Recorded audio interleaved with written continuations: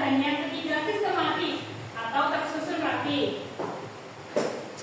Nah, yang selanjutnya ada tujuan tes LHO.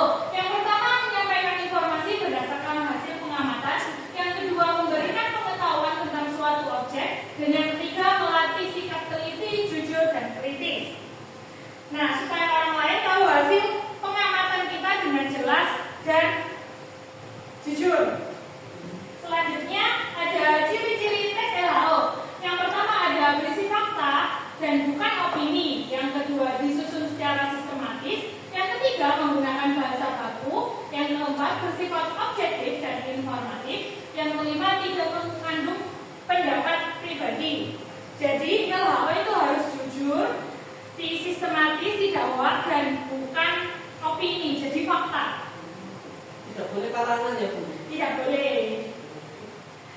Yang selanjutnya ada struktur teks LHO. Yang pertama pernyataan umum, yang kedua deskripsi bagian, dan yang ketiga deskripsi manfaat. Nah, pernyataan umum ini merupakan bagian umum dari objek. Nah, yang kedua deskripsi bagian, yaitu rinci, ciri-cirinya, warna, bentuk. Nah, yang ketiga deskripsi manfaat atau fungsi untuk kehidupan.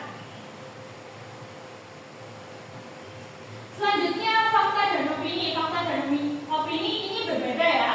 Yang fakta itu informasi yang benar-benar terjadi dan dapat dibuktikan. Contoh, meja itu berwarna coklat. Meja ini warnanya coklat. Yang kedua opini, yaitu pendapat seseorang. Meja ini bagus atau cantik. Jadi kalau fakta itu benar-benar, tapi kalau opini itu pendapat. Kayak kiasan-kiasan gitu. Selanjutnya contoh teks LHO. Mas Sofi silakan dibaca. Pohon pisang merupakan tanaman yang banyak ditemukan di daerah tropis. Tanaman ini termasuk tumbuhan berbatang semu. Pohon pisang memiliki daun lebar dan batang yang lunak. Buah pisang tumbuh dalam satu tandan dan berwarna hijau saat muda serta kuning saat matang. Pohon pisang memiliki banyak manfaat.